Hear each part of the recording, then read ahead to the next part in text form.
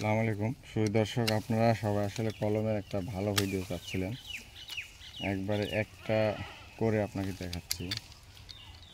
আর আমি কাটারটা ব্যবহার করার কারণ হলো কাটারটাতে খুব ধার, এটাতে কেটে মজা পাওয়া যায়, অথবা হাইসিটা সিদ্ধি করলেও হয়, কিন্তু হাইসিতে দেখা যাচ্ছে ধার কমে যায়। আমি ব্লেডগুলা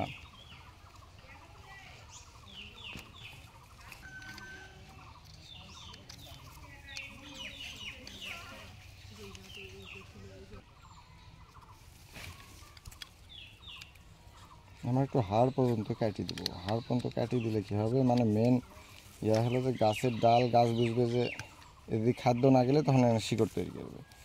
এখন মনে করেন যে একটু যদি চামড়া থাকে, সেক্ষেত্রে আর ওই শিকড় বাড়াতে দেরি হবে।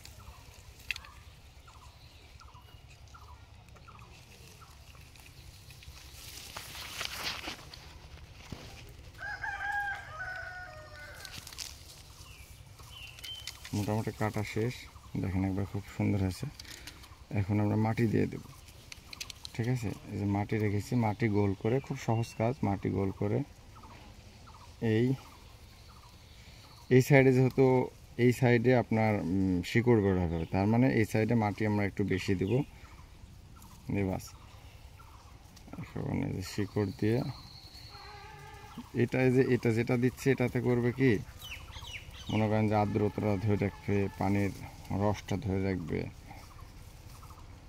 এটা দিলে একটু তাড়াতাড়ি আর শিকড়গুলো এরভাবে মেলবে আর কি। তো এবার হয়ে গেল। এবার জাস্ট এইভাবে রেখে আমরা একটু আলাদাভাবে বানলাম, এটা এইভাবে রেখে এই হয়ে গেল।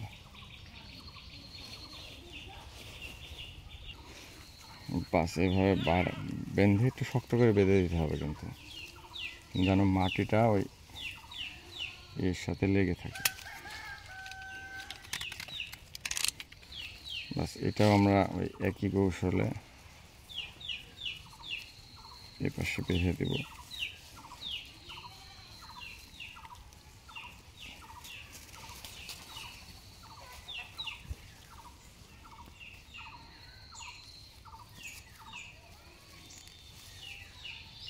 খুব সহজ কাজটা।